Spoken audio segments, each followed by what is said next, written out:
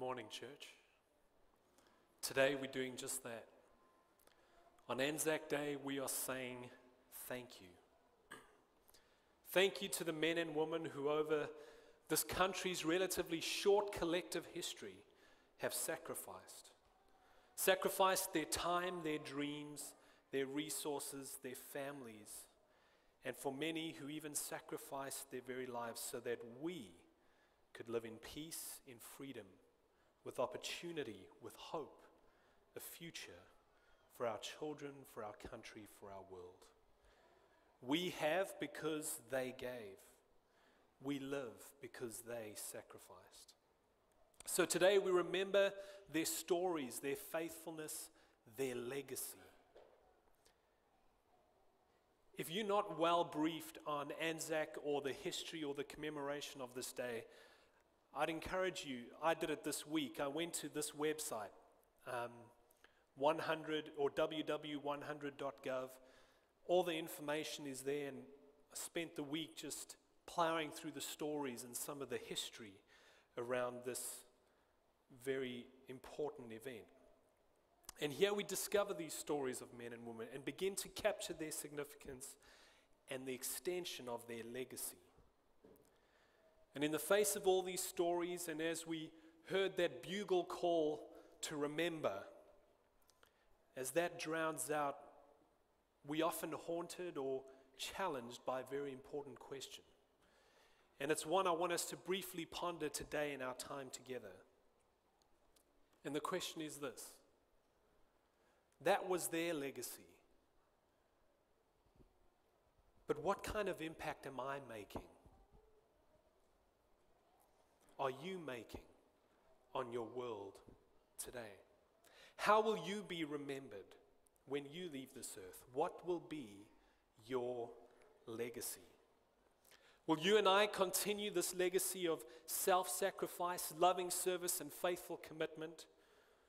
Or will we drop the baton, extinguish the torch, build our own selfish empires on the firm foundation that was the rock of their sacrifice? What will you do with the opportunity, the freedom, the future, the hope that was secured for you? And as has been referred to many times today, there is a similar sacrifice that we as a gathering of Jesus followers also remember and reflect on this day. And all those who sacrificed at Anzac, they in some way stand as a representation of this as well. And that is the sacrifice that Jesus made in also securing for us a future, a life, and a hope. Accepting and knowing all of this, the question is, how will you and I order our lives in a way that will honor the sacrifices that were made? Hebrews 11, chapter 11 and chapter 12, book in the New Testament speaks directly into this, and it touches on a lot of these questions. And so we're going to spend a few short minutes this morning. I see you don't have much time, and I'm not going to hold you here too much longer. But just want to spend a few short minutes reflecting on this before we leave from here. So this is on page 733 in the Bible in the seat pocket in front of you. If you haven't come with a Bible, hey, there should be one in the seat pocket there. Feel free to grab it. If you don't have a Bible, take it home with you. It's our gift. Feel free. Take the Bible that's in the seat pocket, take it home with you. But this is on page 733 in the Bible in the seat pocket in front of you. Just as you're turning to there and getting to it, the writer of Hebrews was writing to Jewish people. They were also called Hebrew people. And he was writing to Jewish people who had accepted the message, who had accepted the sacrifice of Jesus Christ. These were Jewish people who had accepted and believed in Jesus and had started following him. But at this time in the history, due to whatever it was, maybe it was distance from that first decision, that first commitment they made. For some of them, it was the persecution that had started breaking out against the early church. But for a lot of them, they just started drifting. There was this natural drift to, I guess, the old, the familiar, the things of this world. And for you and I, we know that place. All of us experience this in many different ways, shapes, and forms. You know what? Science has showed us this as well. There is a thing in science they call the second law of thermodynamics, or as is often known or termed, the law of entropy or decay. Everything in our universe is moving from a state of order to decay. Have any of you noticed that? Any of you witnessed that? Okay, go look at my garden. In the last few weeks, it has moved from a state of order to decay. I didn't have to do anything. I left it. It was just there. Okay, try your kid's bedroom. Okay, you can leave it for a while. What happens? Moves from a state of order to decay. Try anything. We as human beings, from the moment we are born, we begin to die. It's a principle that acts in our universe, and we see it in the physical area. You know what? It's true in the emotional and the spiritual area of our lives as well. If attention isn't given, the only time something stops that natural motion from order to decay is if an outside stimuli or an outside force acts upon that system and changes and brings order and brings beauty or whatever to that thing. So we notice that, we see that not just in the physical world, but in our emotional, our spiritual lives as well. And this is what was happening to the Hebrew people, the Jewish people, as this writer writes to them. They were in a bit of disarray, a bit of disorder, and they were losing their faith. They were losing faith. And so the writer writes to them, and this chapter 11, we're not going to read the whole one, I'll just tell you the idea behind it. It is actually called the faith chapter in the Bible. Of the whole Bible, this Hebrews 11 is known as the faith chapter, where you read about the men and women of faith. You read about the great champions of faith in the Bible, where all of them, they lived by faith, and it explains what faith is. And so we have this great chapter on faith, and we'll finish at the end of the chapter. This is at verse 32. And here's what it says about these people. I just want to get you to catch a glimpse of what it says about them. Verse 32. How much more do I need to say? I would take too long to recount the stories of faith of Gideon, of Barak, of Samson, of Jephthah, of David, Samuel, and all the prophets. And this is the same that I discovered when I was reading through all these stories about the men and women on Anzac Day who fought for this country. The stories of heroism, the stories of sacrifice. You could go on forever just telling all these stories, and this is exactly what he's saying. By faith, these people overthrew kingdoms, ruled with justice, received what God had promised them. They shut the mouths of lions, quenched the flames of fire, escaped death by the edge of the sword. Their weakness was turned to strength. They became strong in battle and put whole armies to flight. Women received their loved ones back from the dead. But others were tortured, refusing to turn from God in order to be set free. They placed their hope in a better life after the resurrection. And that's important. I want us to notice that. They placed their faith in a better life after the resurrection. Some were jeered at, and some backs were beaten and cut open with whips. Others were chained in prison. Some died by stoning. Some were sawn in half. Others were killed with a sword. Some went about wearing skins of sheep and goats, destitute and oppressed and mistreated. They were too good for this world, wandering over deserts and mountains, hiding in caves and holes in the ground. All these people earned a good reputation because of their faith. Yet none of them received all that God had promised, for God had something better in mind for us, so that they would reach perfection. They would not reach perfection without us. Okay, I'm not going to unpack all that, but I just wanted you to catch a glimpse of who these people were. Great men and women of faith who stood for what was right, who did amazing and heroic things for what they believed in, their God who was faithful to them.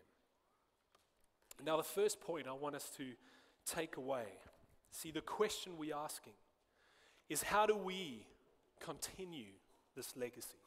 How do we not get stuck in that natural flow of drift to decay or to disorder? How do we continue the legacy from those on Anzac Day, from those that it talks about in this faith chapter in the Bible? How do we live a life of meaning, purpose, and legacy? The first thing I want us to note And I discovered this as I was going through the stories at Anzac as well. The men and women that we just read about in Hebrews chapter 11, the men and women on Anzac Day, they were men and women just like you and me. No different. They weren't born superheroes. They weren't born with this natural ability or natural gift. They weren't born anything special. They were born just normal human beings like you and me. But something happened. They made a choice. At a time or at a moment or when there was a crossroad in their life, when there was a crucial moment where they had to make a decision, they made a choice. And they made a choice to stand for what was right. They made a choice to stand for what was good. They made a choice to stand for what was going to bring prosperity and love and joy for those that were going to come before. But the important thing I want you to realize, these men and women were ordinary people just like you and I, but at some point in their life, they made a choice. As we carry on reading, we see that this is now in chapter 12, the first verse. The writer continues and he says, "Therefore, since we're surrounded by such a huge crowd of witnesses to a life of faith." He says, because of this, because of all these great people, and as we've shared about them, we're surrounded by this great crowd of witnesses. The imagery he's trying to play on here, and we'll see it later on. I'll actually carry on reading it so we get it. He says, we're crowded by this witnesses of a life of faith. Let us strip off every weight that slows us down, especially the sin that so easily trips us up. Let us run with endurance the race God has set before us. As he's writing here, he's writing to the Hebrew people who are scattered around the Roman Empire. All of them know about the Roman games. All of them know about the Olympic games, these things which were still practiced, still celebrated in that culture at the time. And the writer here tries to draw on some of this imagery, and he says, these great men and women, we're surrounded by a great, and some translations say, a cloud of witnesses. It gives this imagery that just hanging there are these people that are witnesses or observing. These people that have gone before. You know what the Greek word for witness, do you know what root word it comes from? It comes from the root word which means martyr. Here we are surrounded by such a great cloud of martyrs. People who have gone before. Heroes that we look at and see, heroes from Anzac, heroes of faith. We're surrounded by this great cloud of martyrs.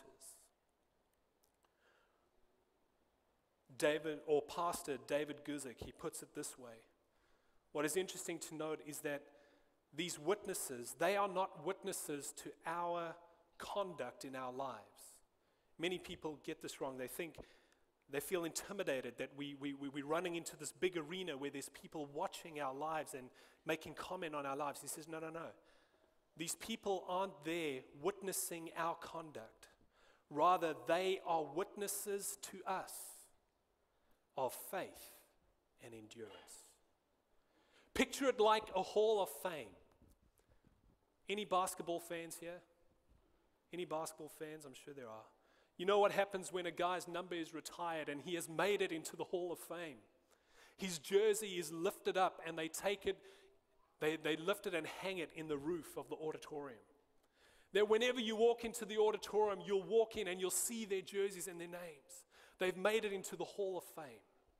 That's the imagery that the writer is trying to portray here, that there around us are the hall of fame, these witnesses who have gone before, these martyrs who have gone before. Let us look to them and draw from their stories. May it be an encouragement, a testimony to us. The best way I can really make sense and understand this is something that was part of my life as I was growing up. My father is a very keen marathon runner, crazy so, and also he's run a few ultra marathons, especially the ultra marathon in South Africa called the Comrades Marathon. Now, I've mentioned it before, so some of you might be aware of it. The Comrades Marathon, it got its name, it was started after the Great War, after the First World War to commemorate those that were fallen from South Africa, from the South African Corps that fought in Southeast Africa and Southwest Africa. So they started this race, which was from Durban to Pietermaritzburg, 92 kilometers, and it was to remember the comrades that had fallen in this great war that Anzac Day celebrates and commemorates as well. Now, what is interesting is it's become quite a huge thing. The guy who started it, his name is there, Vic Clapham. He could never have imagined. The first time they ran, I think there were 9 people. Today, every year, more than 20,000 people line up to run this ultra marathon.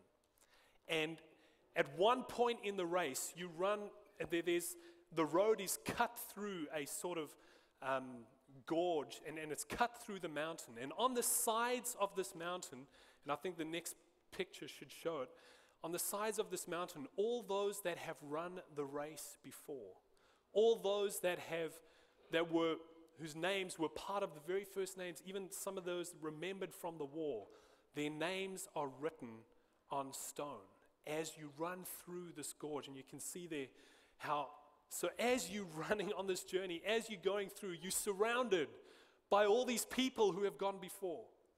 And what it does is as you maybe stop and hear their stories, maybe someone on the road tells you their journey, it gives you strength, it gives you courage as you remember these great men and women that have gone before. So that is what he says as well. Choose and then remember. There's this great cloud of witnesses. Interesting as well is that in the next few verses he says this, or this is still verse 1. Because we're surrounded by such a great crowd of witnesses, let us strip off every weight that slows us down, especially the sin that so easily trips us up.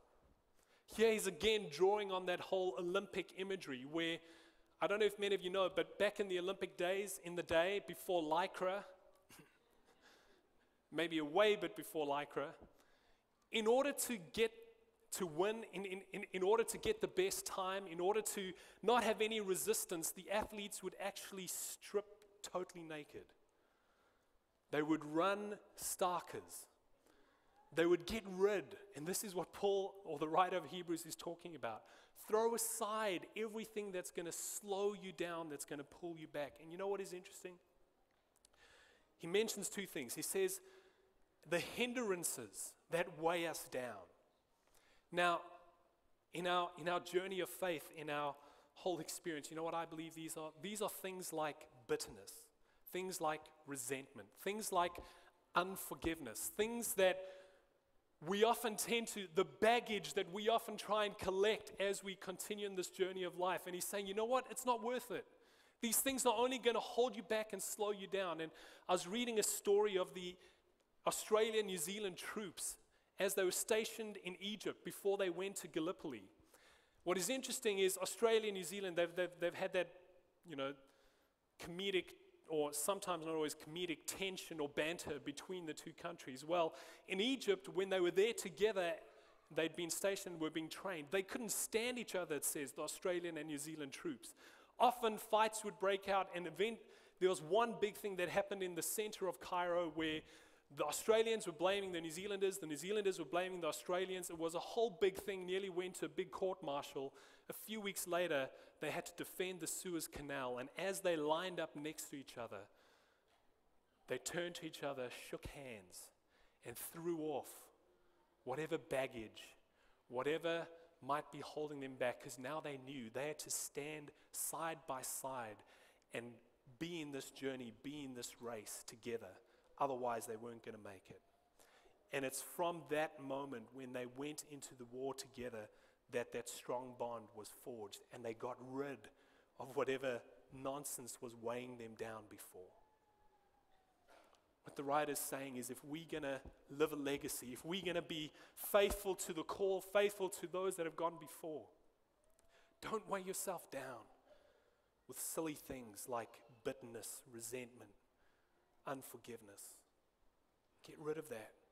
It's only going to weigh you down. And then he also says, and look out for the sin. Now, we don't have to talk too much on that. we know in each and every one of our lives where there are things that trip us up. Things that just as we think, man, I'm making a difference in my family. Things that just as we think, man, I'm forging this career. Man, I'm doing well, that tend to trip us up. And he says, you know what? Watch out for that. Cast that aside. Some of you might ask the question, but how? Because he carries on and he says, and run with endurance the race that is set before you. So the next point, let go, let all that go. And you might ask, but how? And it's a beautiful answer that he gives in verse 2. In verse 2 it says, we do this by keeping our eyes on Jesus. We do this, okay? We get rid of that weight, we get rid of that sin, we run with endurance. How do we do this? By keeping our eyes on Jesus. Why? Who is he? He's the author, he started it, and the finisher, or as this translation says, he's the champion of our faith. I love that picture, I love that idea. Another metaphor that I want to draw on to help us understand that comes from the Comrades Marathon as well. In the Comrades Marathon, they have what is known as a pace setter. These are people who have run the Comrades Marathon heaps of times. They know what it takes. They've been there, done that. They've cut their teeth on this at least 10 times. Okay, they know what they're doing. And they volunteer to be pace setters. Where if you want to finish under 9 hours, there'll be a guy, and I think this guy, or the one before, is the 9-hour one. There'll be a guy with a flag. He runs with this pole sticking out his back and a flag that says 9 hours, okay? And he runs. And if you can stay with him, you're going to finish under 9 hours or at 9 hours. And every, 9.5, 10, 10.5, 11, all the way, they're these pace setters. And with every pace setter, they call it a bus. There ends up being a bus full of people. And you know what? Those people that are in that bus, all they have to do, if they want to get to the end, if they want to achieve their goal, if they want to be successful, all they have to do is look at that pace setter, stick with him. They just have to stay close. They have to stay in that bus. They just have to stick close to him because he's been there, done that. He's the champion. He knows what it takes, and he's going to get you to your end goal in time. And that's Jesus for us in this journey, in building a legacy. He's our pace setter. He's the champion. He's the only one that has actually run this race and been victorious. We're singing about it before. Remember I said I'll come back to all these other great men and women of faith who are in this hall of fame. Remember what it said in chapter 11? They actually haven't received their reward yet. They're waiting for the resurrection. Jesus has. Jesus is the champion. He's the one who's been and done it. So if you want to journey through this life, if you want to make it through this race, you know what you've got to do? Stay in the bus that's around Jesus. Keep your eyes on Jesus. He's the one that's going to take you through. He's the one that's going to bring you to your goal and make all of it possible. Trust in Jesus. And it carries on and it says, because of the joy awaiting him, Jesus endured the cross, disregarding its shame. Now he's seated in a place of honor beside God's throne. Think of all the hostility he endured from sinful people. Then you won't become weary and give up. Reflect on his life. Reflect on what he's done. Then you won't become weary. And you won't give up. So here's my simple challenge to you this morning as we commemorate, as we remember. If we too want to live a life that is going to leave a legacy, then first we need to make a choice. We need to choose it. It doesn't just happen. We need to remember those who have gone before. Remember their sacrifice. remember their journey, and then let go. Let go of the baggage, let go of the stuff that's holding you back, and trust. Trust in Jesus and reflect on his life. Then you won't lose courage and you won't lose hope. I want us to take action on that. But before we do, the way people remember, and I see some of you are doing it already, the way people remember here at Anzac is with a red poppy. Now, I didn't know the history of this, and so I had a look at it, and the red poppy is actually a poppy that is found in France, a place called Flanders. It's otherwise called the Flanders poppy.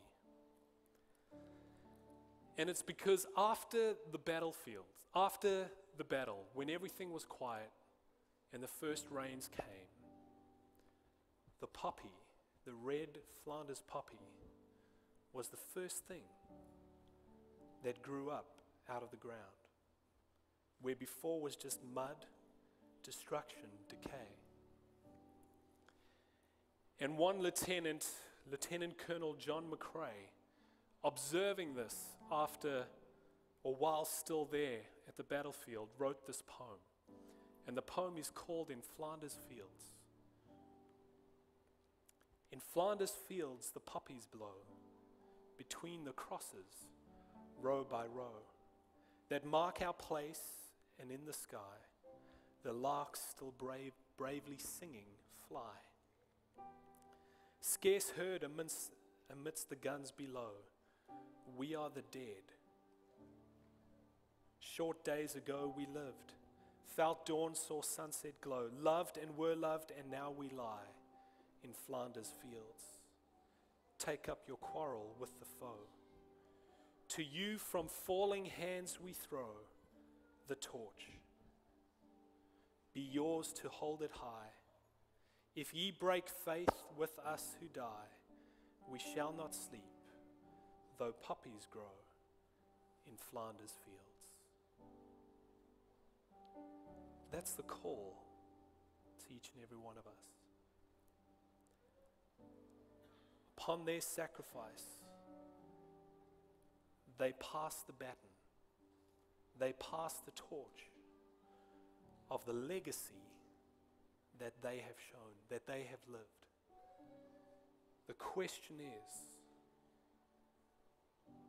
do we break faith with that legacy? Do we break faith and let that torch die out?